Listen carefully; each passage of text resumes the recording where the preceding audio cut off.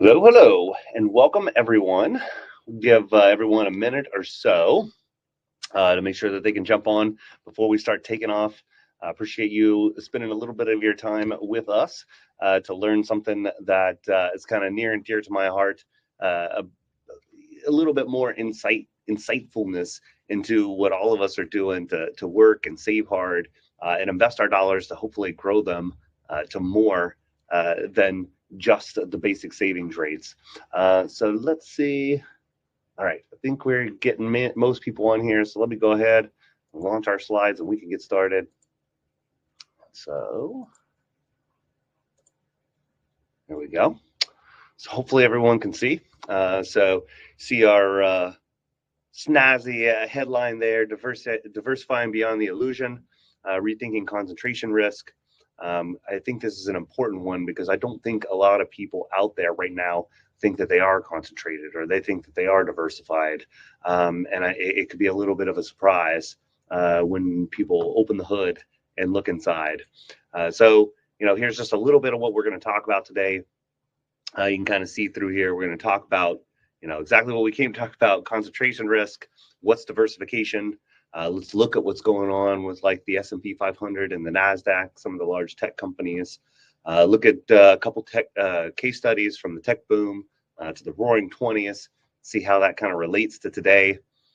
Looking at some of the things that are actually dangerous for people, investors, to believe. And I can't tell you, even just through my limited 20 and some change career, how many times I've heard people say it. And this is one that was brought about a long time before I've been in the investment world. And then really getting down to the crux, I think, of a lot of these things. Are we trying to get rich quick, or are we going to get rich slow? We should say slow. I left out a word there on the table of contents. And then looking at strategies for diversification. So if we understand that this is a problem and what could possibly happen and what we're trying to do and some of the pitfalls, well, how do we actually avoid that or fix it? And then an action plan for you to be able to do that successfully. So kind of in the military, we always had this thing, bluff, bottom line up front. Okay.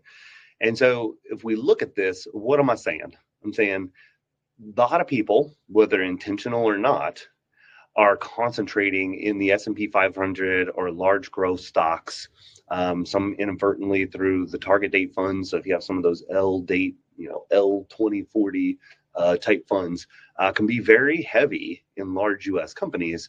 And because of some of the dynamics of how things have performed, it has gotten a lot more concentrated into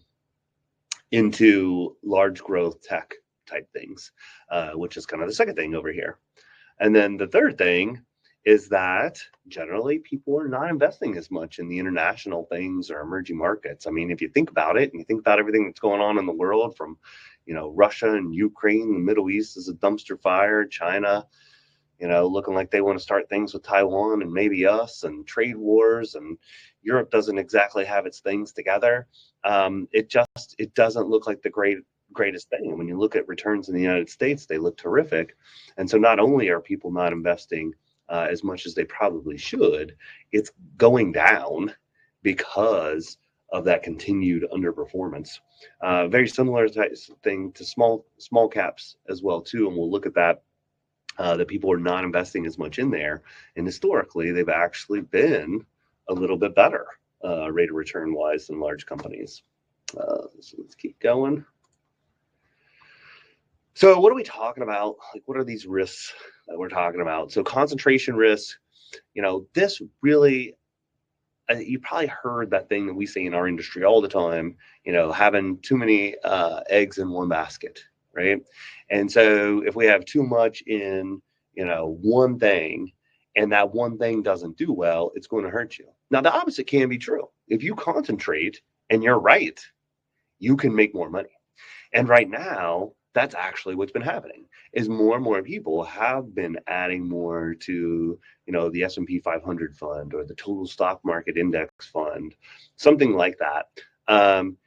And it's continued to do well. So they've gotten better returns. They're rewarded for that. But again, that sometimes can cover up the fact that if and when that corrects, um, that you can get hurt a lot harder or worse as well. So what are those risks? It is exactly like what we talked about. And some of them you can see coming and some of them you can't, right? So, an easy one for large companies is smaller companies or are disruptors and they steal some of their business. And larger companies have a hard time pivoting and competing. And so, obviously, that could be a risk if you're concentrated in those large companies. Some of those that you don't see coming could be a regulatory change, to where they come through real fast, like what's happening now, and they control, the entire Congress and executive, and they decide to implement a law very fast that totally changes the game. And you didn't even know that was a well, you might have known it was a possibility, or somebody did, but still, it could hit you real fast. You could even look at, like, say, China. They get hit with a tariff that they weren't expecting or higher. That's fast, right? And if you're concentrated in just that, you could get hit real hard.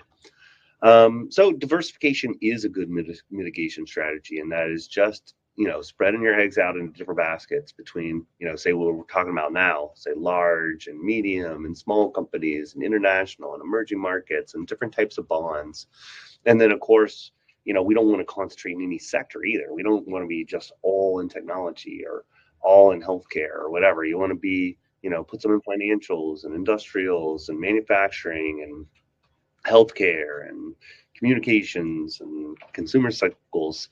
You want to have these things so that you're not gambling about the future. But again, one of the things I tell our clients when we're investing for them, if you build these things well per what people's goals and objectives are, try to keep the cost down. It's very elegant, but it's not sexy, because we're always going to have some of what's doing the worst, right? We're always going to be participating in what's doing the best.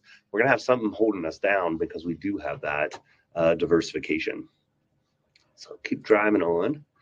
Other things, another thing of concentration risk as well comes to this thing called sequence of return. So as you go through your life, you're successful, you get closer to when you need to use your money. For most people, that's retirement, right?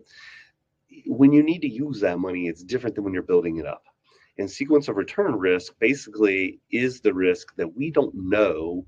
We know if you invest a certain way and you're disciplined that you're going to make about a certain rate of return, somewhere between 6 to 10% per year, depending on how aggressive you want to be. We just don't know what the order of those returns will be. Are you retiring, right before 2008? So then you have a big recession and it's it's almost a lost decade. Or are you retiring at the beginning of the 90s, right?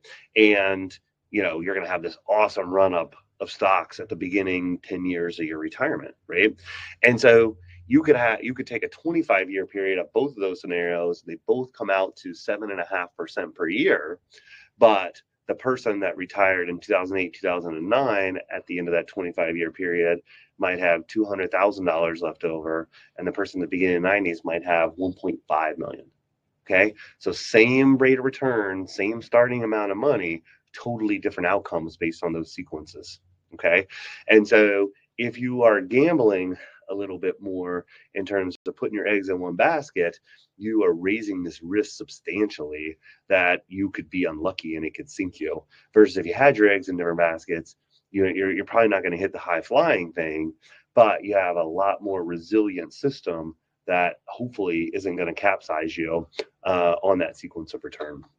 And then income planning can be a good mitigation strategy too. It's like, where do you take the money from and how, from what taxable, what types of assets, etc. And then just keeping track of things.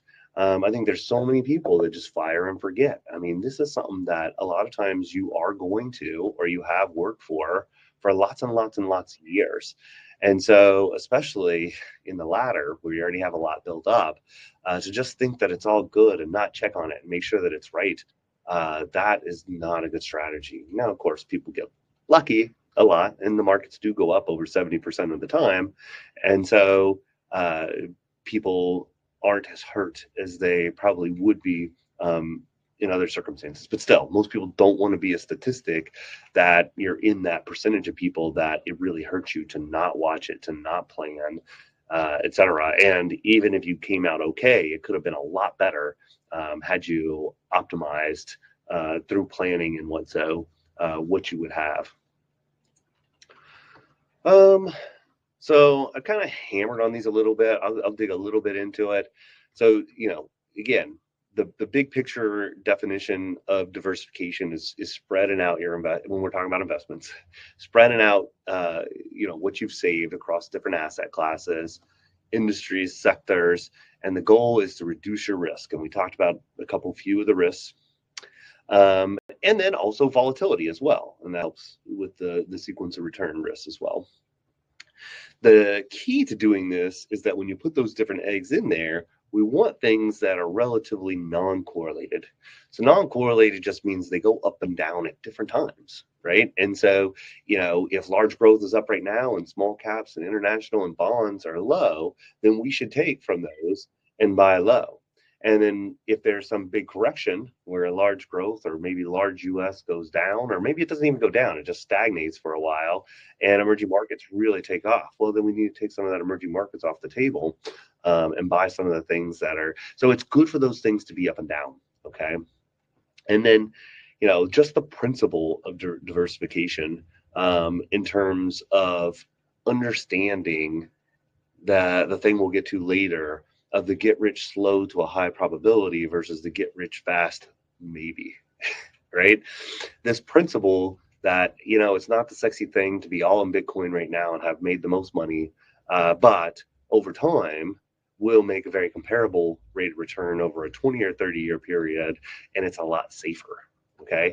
And the dynamics of how we build the system in terms of how you want to use the money can be, if it's done well, superior in terms of how much wealth you'll have or be able to use safely. And it is very important. It's very important to diversify. It may not always pay off, but and again, it's tough to do like alternative histories, right?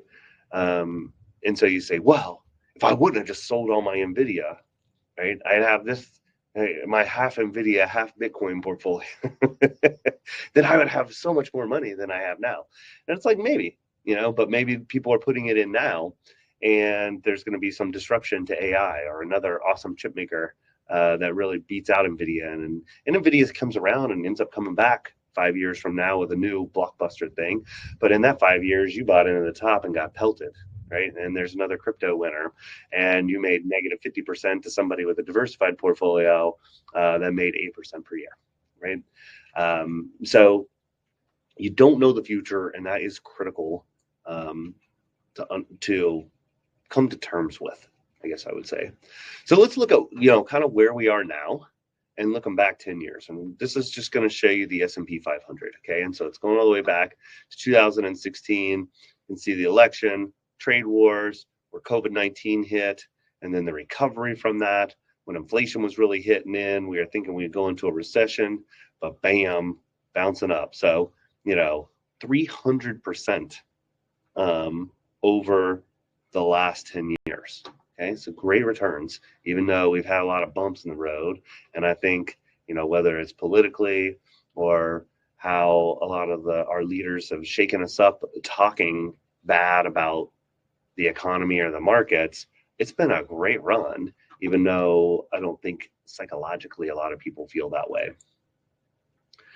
So if we want to look back even farther, so look at the cycle. This is going to look at 30 years, going back to 1995. Okay, you can kind of see where the tech bubble peaked, then the crash from it, then building back to the housing bubble, 2008, 2009, kind of crash there, and then just the phenomenal rally since. I mean, if you just look at, kind of 2009 bottom to now, it is up 800%. So just really phenomenal rate of return if you stuck with it, rebalanced, invested in general. So let's look at our first case study here. And actually, let's go ahead and throw the first poll in here. Okay, so give you a second to look at that real fast. Let's see where we're at.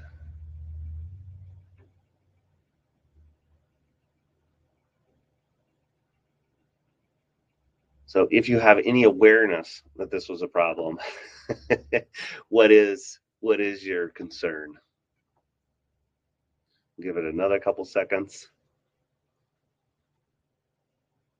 All right, go ahead and close that out. It looks like over concentration risk. So everybody's listening to me. Not that the other things aren't concerns or couldn't happen, but you are picking up on it. So let's look at our first case study here, and it's the tech boom bust. From the 90s up to 2000 to 2001, pretty much of up and down, and why. I think a lot of people realize, yeah, it was the internet and the dot-coms, the adoption of that. And before that, personal computers made it to where everybody could get on. And then everybody wanted to get in on this. The economy was doing great. There was low unemployment, low inflation. Fed was happy, right? Clinton was happy. And then there were a lot of venture capital and a lot of funding, a lot of money out there for startups. And they came up with this idea that it's all about getting, certain new multiples of like page views or eyeballs or subscriptions or whatever. And so they started saying, hey, it's not about how much money we make, it's about how much revenue we bring in, or how many pages get seen. And then eventually we're going to think of something to monetize this better, and we're going to make a bunch of money, right? And so then the media got in helping to hype that up. And stock prices got inflated due to a lot of speculative investing. Again, that emphasis on revenue growth over profitability. And then there were just a ton of IPOs. I mean, who doesn't? The fear of missing out, that FOMO, who doesn't want to make money when everybody else is making money? And not necessarily checking to see that these were viable, business models that were actually going to make money and be able to make a profit. Because when it comes down to it, that is what we're investing in, right? Not just revenue, not just good ideas. You've got to be able to turn it into a profit. Otherwise, it's not worth anything, at least financially. So, all this came through, and then minimal scrutiny. We've been on a course for the last 20 some years of deregulating, taking away a lot of the protections that are going to come from our next case study of the roaring 20s into the 30s, pre World War II era. And so, everybody just thought the internet was going to change the world. It was going to make way more money. And you know what? They weren't wrong. It just took longer than we thought, and it wasn't always the same players that went up that busted in the end. So what happened? So this is the same type chart we are looking at for the S&P 500 for the NASDAQ, right? And you can see, from the 90s up to 2000, phenomenal growth over that time period. Hundreds, in some cases, depending on what you invested, thousands of percent of rate of return. But look how fast that peaked and fell. So you almost lost 80%. That's just the NASDAQ. That's if you were diversified into technology and not concentrated into a few of them. But a lot of them weren't. And then you can see how far it fell. And then even by the time 2008, right, when the markets pretty much recovered, the NASDAQ really did not. 5,000 only got back to 2,800, and then boom, down again. Now here's where it gets interesting looking forward. If we're going to pivot a little bit, you could see from 2009 until now, it's up 1,465% versus the S&P one that we were looking at. It was up 800. So tech is just really on a tear.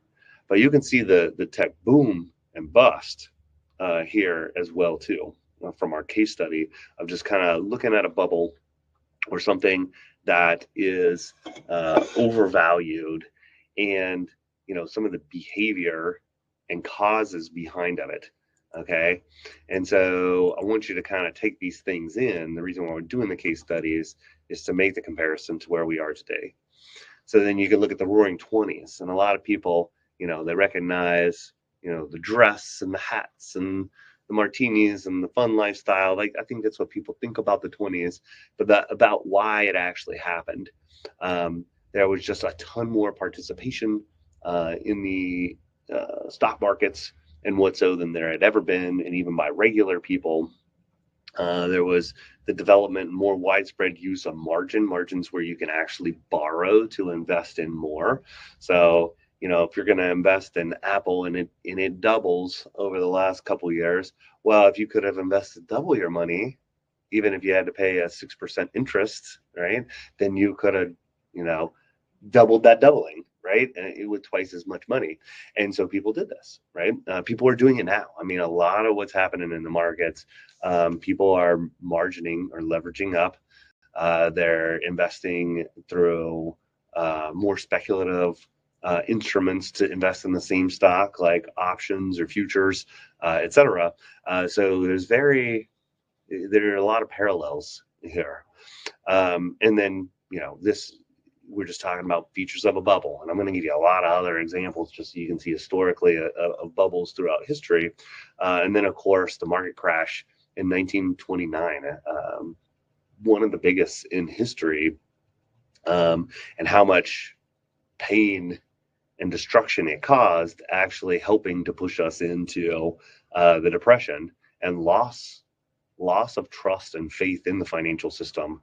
Was really one of the bigger consequences of that. And out of that, they learned some lessons and saying, hey, we just can't let laissez-faire go to extremes. A lot of people don't know what they're doing, but they get talked into it, or they go do it because they just want to make money, but they don't understand there should be protections.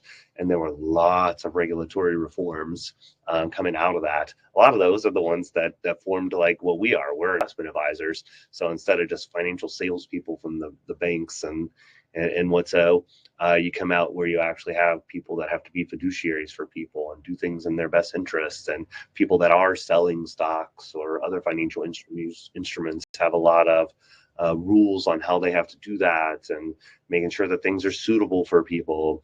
It's not just the wild, wild west of, buyer beware, right? And a lot of these protections went in to try to stop market manipulation and fraud and bring trust back. And if you're outside of the financial market, a lot of people don't realize that a lot of why our financial systems work, and especially today when there's so many more people participating, is that people, on average, to a pretty good degree, trust that the system works and is fair and is going to follow the rules. And I think we're breaking some of those things. That's why I said a lot of this deregulation the last 20 years, I don't necessarily think is a good thing. I mean, absolutely, people can make more money with the deregulation for a while until it goes off the rails. But if it does go off the rails and people fail to continue to believe that the system is fair and trustworthy, etc., they're not going to want to put their money there. And if people don't want to put their money there, you end up like the Depression, right? If people that have money won't lend money to younger people to buy a house or to start a business, or people don't want to invest in a business and there's no capital, you can't start a business. I don't care how many good ideas you have.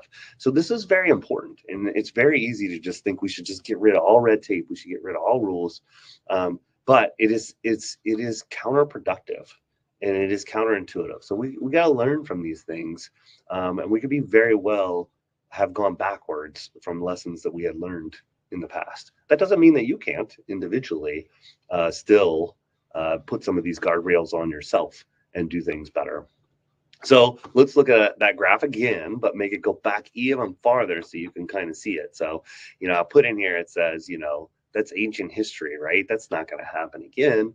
But look at this. I mean, there are crashes pre-1929, and they actually used to happen more before the regulatory, regimes kind of went in here.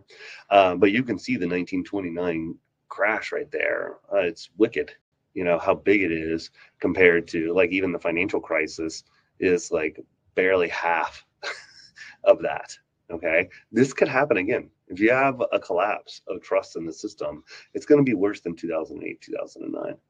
And again, we were able to bludgeon a lot of our downturns here because the government pumped in unprecedented trillions of dollars of stimulus and to backstop the system. What if the debt is too high to where the government can't print that, or it caused massive inflation because of that? I mean, this very easily could have devolved into this.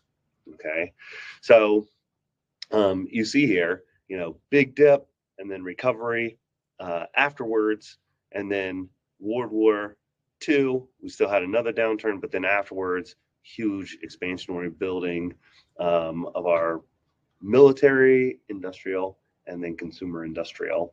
Then we had another kind of not as growing period from the late 60s to 70s. And then the 80s really ramped us up again until we finished up with the tech boom and bust, and then starting to recover. And then we had the housing collapse and the financial crisis. And then we've had this huge run up since. Again, I know people don't feel the greatest about this time period, but I mean, look how good that is compared to any of the other good periods before. It's right on line. You tend to have this, and there was another run up, down, sideways, run up, and then some correction, sideways, run up, down, sideways, run up. Some people call this the super cycle. And there used to be a whole theory called the Dow super cycle. So you can see if that was a pattern, you're almost due for another period of stagnation there. But again, we don't know. The past doesn't predict the future in terms of what's going to happen here. But it is good to know so that you don't fall victim to trying to double down or over concentrate into something because you think that you know what's going to happen. So we get to these. The 4 most dangerous words in investing are, this time it's different. So many times people say this. So many times when we try to tell them the risks of certain things in time periods, like we're just talking about concentrating it. They're like, well, this time it's different because AI and large companies, small companies aren't going to be able to compete anymore. It's different this time. Oh, there are so many variations of this for so many different things in history, and it's almost never true. The system in general continues to work how it works, even though the different circumstances that happen are different. The system tends to kind of repeat itself. It's just a different compilation of events that add up to the system acting similarly. Okay. So let's look at timeline of historical financial bubbles and crashes. And so we look back, we'll go all the way back to 1630s. I think most people have heard of this, the tulip mania and prices for tulips. Oh, phenomenal. I mean, like in today's dollars, hundreds of thousands to millions of dollars. It's like outrageous, like what it went to. And people would get in just thinking that it was going to go up more because it had. And then, of course, at some point, everybody lost their pants besides the people that sold out in the middle because they're tulip bulbs. Right? And then in 1720, you had the South Sea bubble and the Mississippi bubble. And this is when they were making common stock and like shipping lanes and what so. And people wanted to get in, right? But there are risks. And, things can go way up. And bad things can happen to show people that there's more risk than they think, and you can get a run for the door. I'm not going to explain all of these because I can make this way too long, but I just want to show you that this keeps happening. And it did pick up steam after, because, when things are smaller, there's less participants, etc.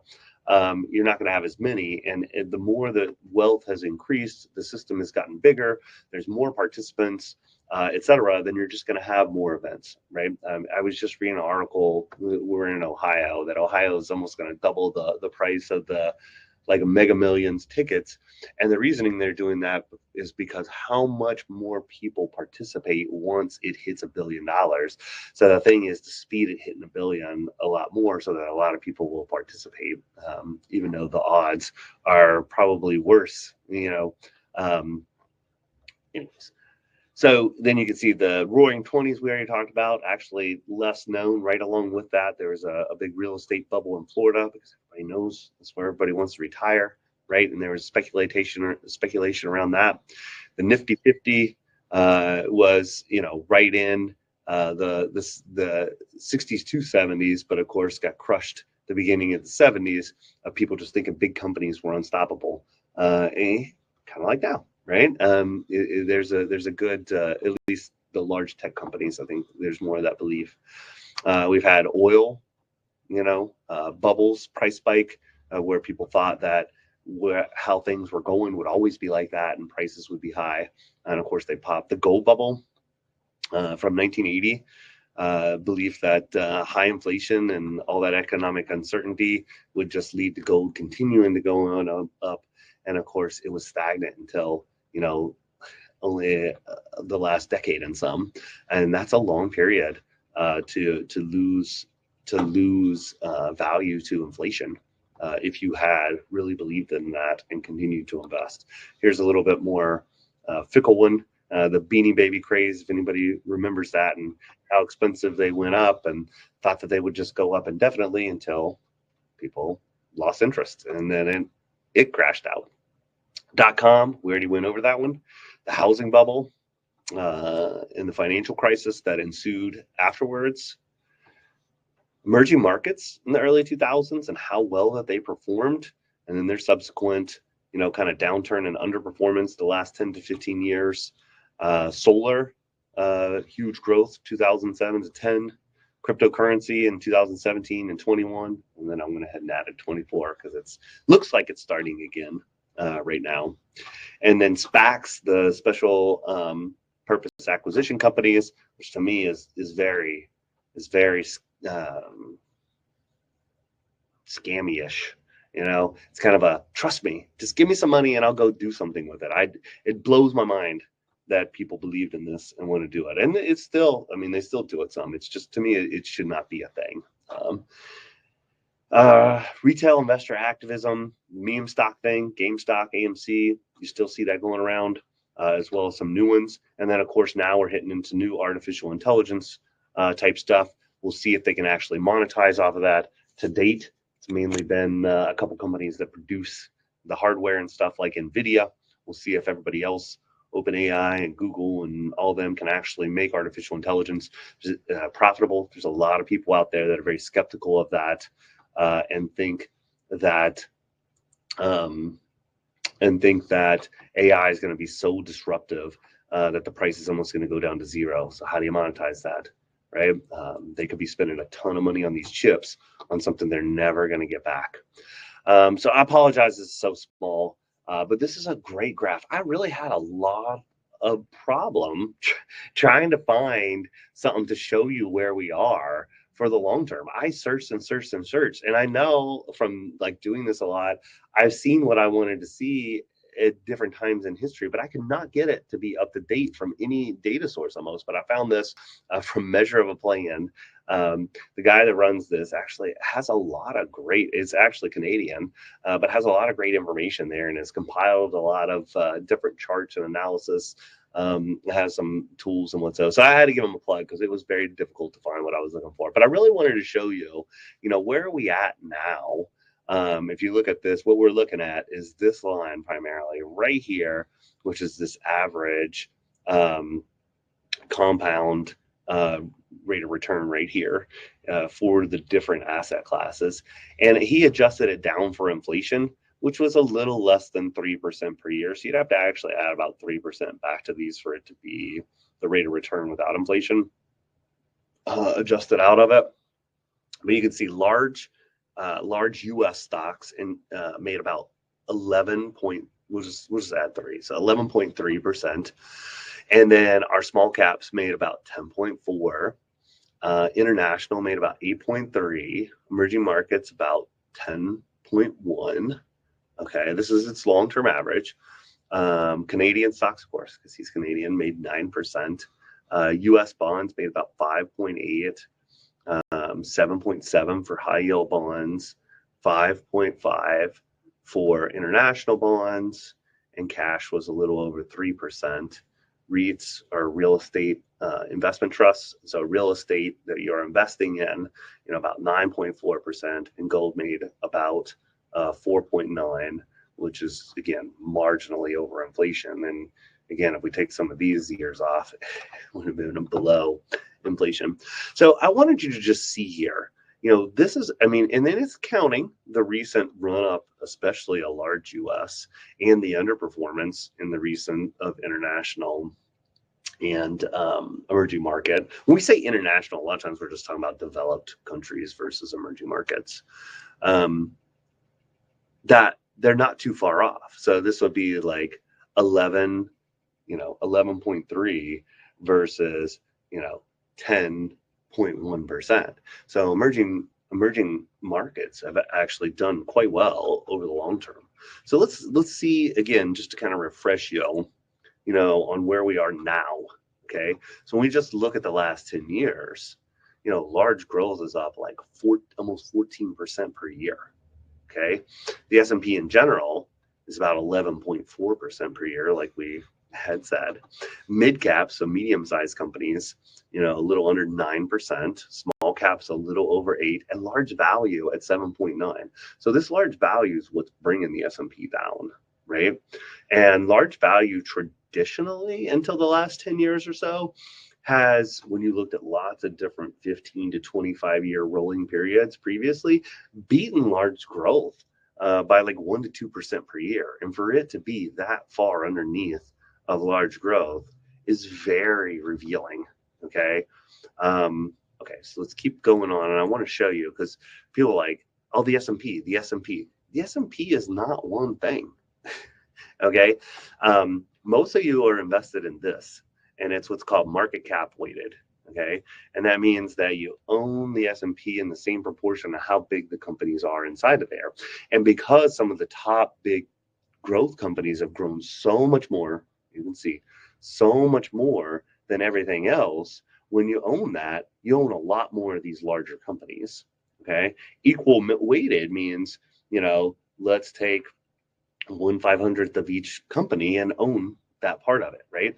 There's not, to my knowledge, really hardly any time in history where the differential between the market and the equal weight is that different. Okay, and so this is a thing. If you own the S&P 500, you are getting concentrated in fewer and fewer large tech companies.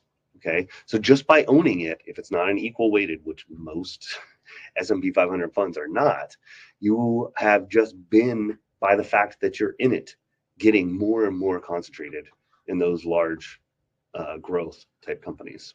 Okay, and if you want to take a look at this is just kind of a reference of just kind of looking at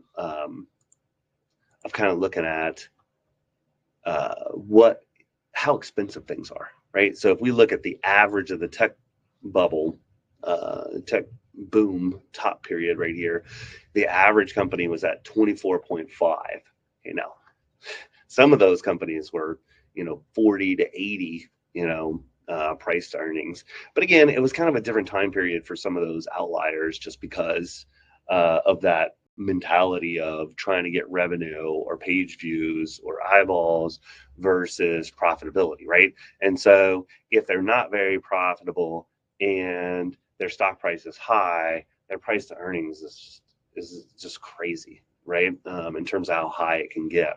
And that doesn't happen quite as much these days. But you can see the average for large U.S. companies, and really the S&P 500, the largest 500 company in the United States, it's not just large, that's mega. Those are mega companies, is at 22.3. I mean, it's not too far off when you look at like how much are we paying for them. And really, what is the goal of investing? Most of the time, if you were to try to take some simplistic thing and make a slogan out of it, it would be to buy low and sell high, right? That's how you make money. Okay, so if you're buying a bunch of stuff up here or up here, you're buying high. There's no guarantee that this is just going to keep going up. Okay, this gives you this gives you a very good view. And this one can be very confusing. And I want to simplify it for you because you should get decent at looking at these over time because these are important charts. And what it does, it just takes, let's just look at 2024. It takes these different things and just shows at the top what was the best and what was the worst. So in this year, we're saying the S&P was the best, small caps were next, balanced. So kind of mixing everything together in kind of a 60-40 portfolio. That's the balanced, then emerging markets, then international developed, then commodities, then bonds down here. Okay, so best to worst. And so the main thing to look at this is to really try to look for patterns. And in certain short term, kind of 10 or shorter time periods, you can find some patterns, especially if there's a trend going on. Right now, you can see the trend is that large US, primarily large growth, but they didn't split this one up that way. Large US is near the top most of the time. Okay. And so that is the trend in this, but it's not necessarily when you keep going back. Okay.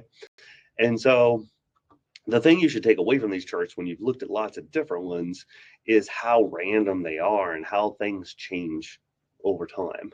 And it is precarious to try to predict it, to say concentrate in the large US, because let's go back. Let's look at this. This is going back.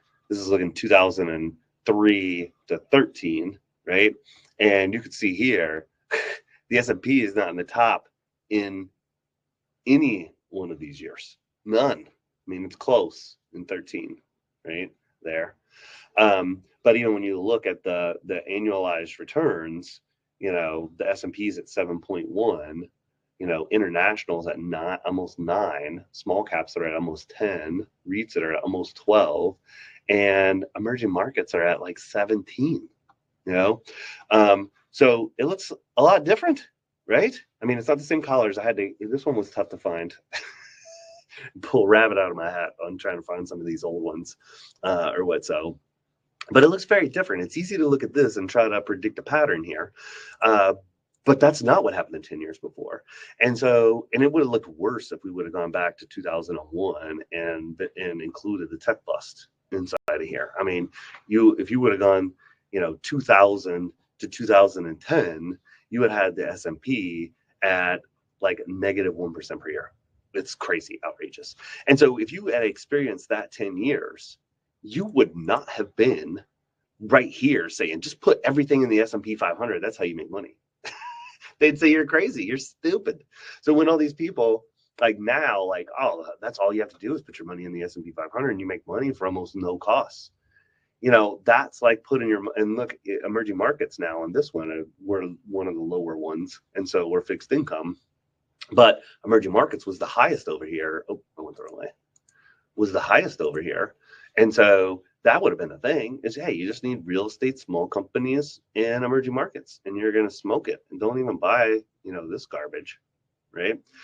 So I do tell you to put some context here, and a lot of people don't know the longer term context. And so again, just to refresh your memory, kind of 2009 to now, 800% on the S&P 500. 2009 to now for the NASDAQ, the large tech stuff, 1,465%. What about international?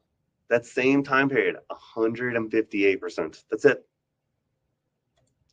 Emerging markets, 133%. You might say, well, they're just not as good as us. You saw the time periods before, and it is very difficult to predict the future. I have to remind people of this, and it's still something that your brain doesn't want to believe. But the way to make money investing is it's not about what happens. It's not about your narrative or whatever media or Wall Street Journal's narrative. Really, it is what happened versus what people's expectations were. And an easy story I can tell you about this right now is if the rest of the world, international, emerging markets, China, Eastern Europe, South Central America, it all we put it all together, it kind of looks like a little dumpster fire in terms of all the things in the Middle East, et cetera.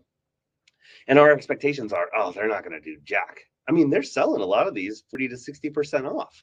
They're not going to do jack. And they just and say they just get half their stuff together and do mediocre.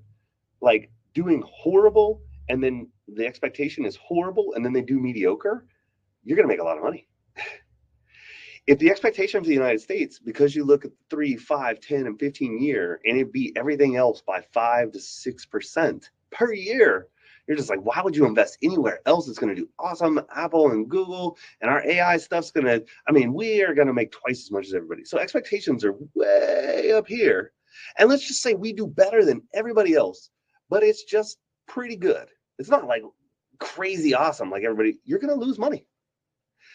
So the United States could beat everybody in the world, and you could lose money investing. Okay, so you got to look at some of these things, and what I'm showing you here is big systems. These are huge systems of all the capital in businesses that are publicly traded in the world, and the system is saying in the long term, small companies have traditionally beat large companies by about 2 to 4% per year, and right now they're behind by 4 to 5% per year.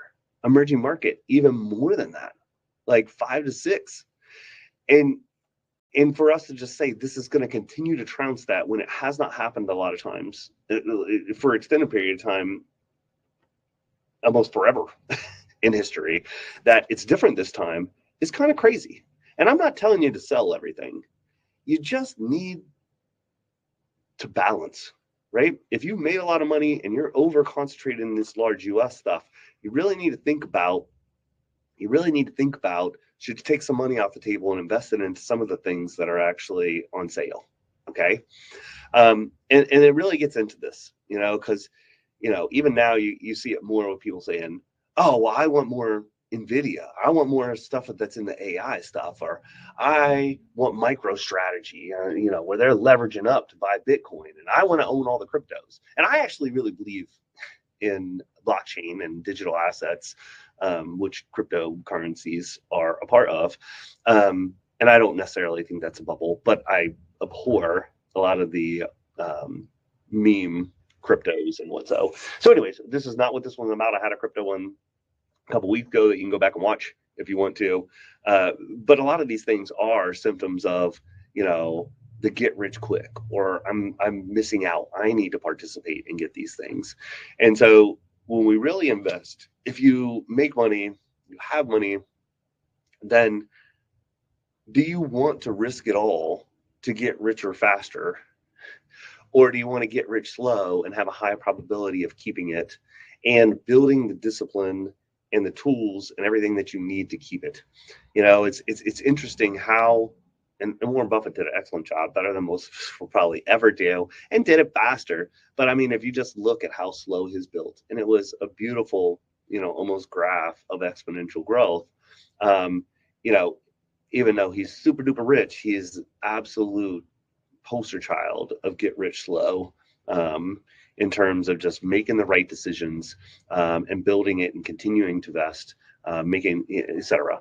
I like this little one right here, and it says, these two guys in box right next to it says, "Hey, I remember you. I attended a seminar on how to become a millionaire in 3 months." And so when you're thinking about this, it's like, what's the probability of sustaining your wealth? Even if you get it, I mean, you look at a lot of people that get money in fast ways, or like the lottery, within a couple years, they end up losing it again. You don't see many people that made huge bets on speculative investments that won, that still have their money, right? George Soros is probably about the only one that I can really think of, off the top of my head. And so a lot of those people that do go after money, and they might get rich for a while, end up losing it eventually, because they don't have the habits of the high probability wealth creation and protection, and continuing to grow it, and building resilient systems that can take black swan type events, things that you're not, predicting or what. So diversification strategies, I mean, this is basic stuff for us, but I mean, it's still and out there for some people. It's like, identify what your investment strategy is. I mean, it could be different for different people in terms of, like, are you trying to buy a house in 3 years, or are you saving for retirement 20 years from now and you need to live off of it for 40? So these are different goals. It could be a different building of things, but you got to figure out, what is it? How many, how aggressive am I going to be, or conservative? What do I believe in? et cetera. If you're not sure, find someone to work with. There are lots of CFP, financial advisors, investment advisors out there that'll help you. Identify undervalued assets, kind of like what we're doing now, and thinking about things and what we want in there. And, if we haven't been doing things like rebalancing and to identify and understand that, ensure that you really do have non-correlated investments. You don't want, just different funds in there just because you're like, well, I do have lots of eggs and I have 20 different funds. But then if you actually do analysis, 7 of them are large US, 15 of them are just US stock, and then the other 5 are, just really conservative bond, just US. So of the eggs you could have in different baskets, maybe there's 14 different asset classes you could have that would have different, you're in like 2, basically, maybe 3, right? You don't really have the non-correlation that you thought you did to be able to buy low, sell high, or do well in different market environments. And then rebalance. Again, you can't just set it and forget it. You need to, over time, when things are doing really well for a certain part of your investment portfolio, take money off the table. When something's down, but it's still a quality, good investment, you need to buy more of it. It sucks a lot of times because you're like, why would I buy more of the thing that just lost me money? But again, that's kind of the point. We want to buy things on sale, right? And it's safer as well too. And so action plan, assess, where you're at, where's your portfolio in a lot of the things we've been talking about, and then understand the risks of over concentration. And if that is you gotta own it, and really say, all right, am I willing to sell the large growth fund that made me 15% per year, the last 5 years, and buy some emerging markets that only made 3% per year, right? It just seems like it's hard to do, right? But you probably need to. And that goes right into this. Explore those diversification strategies, understand the longer history, not just the near term. In the near term, I'm still talking about 10 to 15 years. I mean, it's so jaded right now. In terms of just looking like those are the best investments. So if all you're looking at when you pick your funds or whatever is the 3, 5, and 10 year, you probably got problems. And that's what you're making your decisions based off of. You probably got problems. And some of them don't have histories longer than that. And so it's tough. So get some help if you need it, just a little plug into us. If you're interested or want some help, we got lots of great reviews. Read what a lot of our clients talk about us, our website. We do a really good job of posting our services. You can see we're very transparent in our pricing. You can look at a lot of the things that our clients get that are just extra services that we do. Going along with that, we do all the traditional stuff that, if you do have an advisor or had one that they do in terms of helping manage investments and doing planning, retirement and estate, charitable and special needs, but we also do other things. So we go into the extra things of wealth management, whether it be cash management and helping our clients get FDIC or better rate on brokered CDs or commission-free guaranteed annuities where they can lock in high fixed rates without commissions and whatso. We do tax preparation and planning for our clients. A lot of our clients, it's like they get their taxes done here too. And we do the planning and watching out for the future. We actually monitor the IRS and everything and help with audits, etc. Business services, we help with business planning, coaching, consulting. We do bookkeeping, payroll, 401k, pension plans. So there's a lot of cool things we do. You can read about it, check it out on our website. What's different about us? We work with Fidelity, TIAA, Schwab, Vanguard, some of the smaller ones that you might not have heard of, Altruist, Interactive Brokers, Axos. So we work for our clients, not for any of the other financial people. We're fee only and fiduciary. So we have to do what's right for you. We don't take any money from anybody. Our clients are the only ones that pay us, so we work for you. I already talked about all of these. We're a B Corp. We are always building new things for clients. We just came out with a new identity theft and protection, along with the insurance thing that we're offering for most of our clients for no additional cost. You can check out a lot of the things that we're doing here. We love technology. You don't have to do it, but we're one of the earlier adopters. You can be in our betas. We are always working to try to drive down costs. We're one of the few RIAs in the country that have worked hard for the last 3 or 4 years for our clients that want to be able to have an allocation to digital assets or crypto. And we're doing a lot of other things. So I did want to hit a couple questions. You can see all of our team here. On the questions, you can schedule an appointment as well if you want to. Of course, you can do that from the website as well. So I'll open it up to questions here, and let's see if I can find where they're at. Okay. Are there risks in the market caused by the dominance of passive index investing in things like the S&P 500?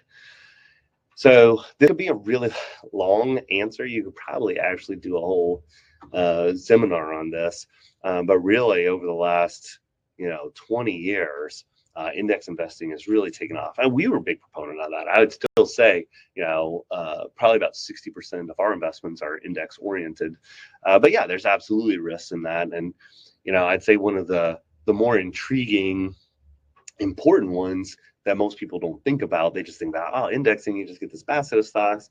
People can't predict the market with very good accuracy, so we can get lower costs, lower risk, that the person picking was wrong. A lot of people think about that, but one of the consequences of indexing tends to be almost like dumb money, right? So if something's in an index and you're in an index fund and more people go into the index fund, then that money just has to go into all those companies in that indice, right?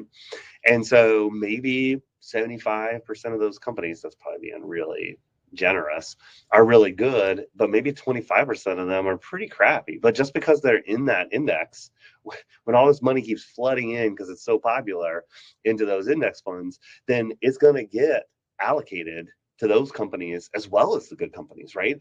And so there's not actually a smart allocation of money or wise or what so.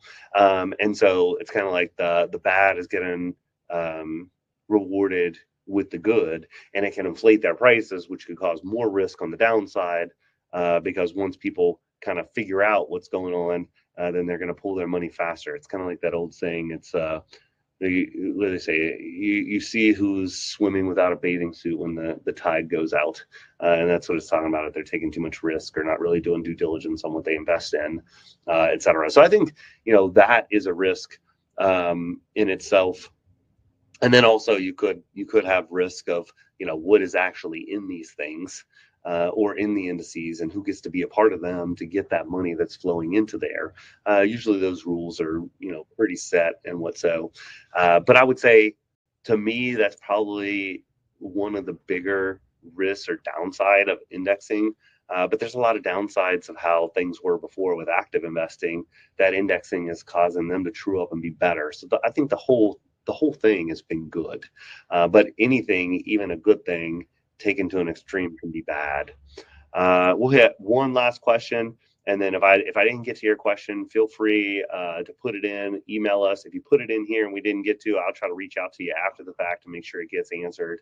And of course, if you're watching this on replay or in the on-demand webinar, if you put a question in, it'll come through and we'll get back to you as well too.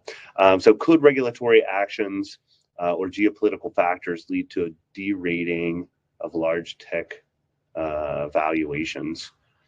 So for sure. I mean, I think the main thing that you see here that I showed you is how high these large growth companies are compared to the rest of the investable universe almost. And most of these systems tend to get back to their averages. So it's called reversion to the mean. And so if that were to happen, you'd have one or two scenarios. One almost like a tech bust, like a fast boom goes down, or you might just have a longer period of underperformance until it gets back to its long-term average, right? So for large growth, before this huge run up, would have been around 9 to 10% versus 14 to 16, depending on the time period that you're looking at. And we just don't know why. Why would that happen? that's the hard thing. We can't predict the future. Is it, something like the question came from, something that has to do with regulatory action? Say the United States goes after the large tech companies, and then Europe's like, yeah, we've been getting on them, let's all get them. And then China's like, yeah, let's get them. And then they still make good stuff, but they get broken apart, maybe like, AT&T and Baby Bells, and whatso, and they still make great stuff, but they're just not worth near as much as they were before. But they're almost near monopolistic entity type thing. It could be that there's some huge technological disruption that they can't buy or stop. Maybe it's AI. Maybe AI is going to eat Google's lunch, and people aren't going to need the search or aren't willing to pay to advertise on it anymore because ChatGPT is going to tell them. But ChatGPT doesn't become huge because it's become so commoditized that it's almost for free. So it's hard for them to make money. I don't know. There are lots of these different scenarios of why it could happen. But the thing that I would just put out to you is that it usually does happen. I think large growth, more than probably since like the railroads and the steel industries way back, late 1800s or so, when Teddy Roosevelt had to come and do the trust busting.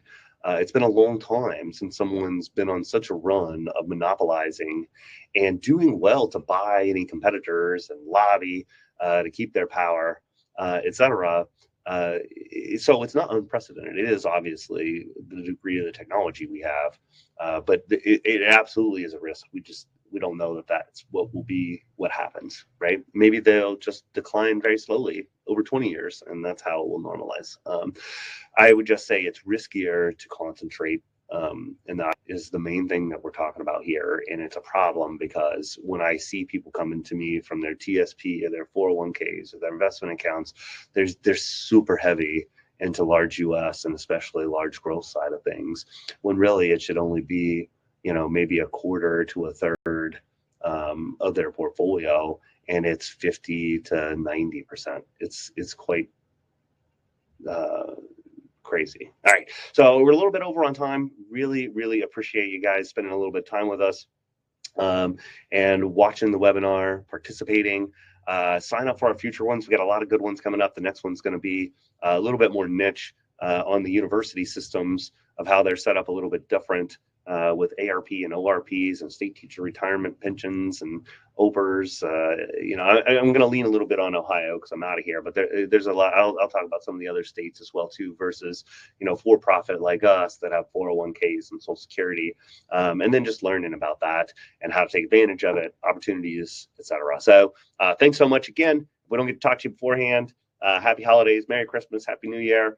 Whenever you're signing up for these, there's a button on there that you can push that says subscribe me to all the future ones. You don't got to come to them all. We'll deliver you the recording afterwards if you weren't able to make it, and you can hit the ones that really, really help you. So have a great rest of the week. Stay warm, stay dry. We'll see you next time.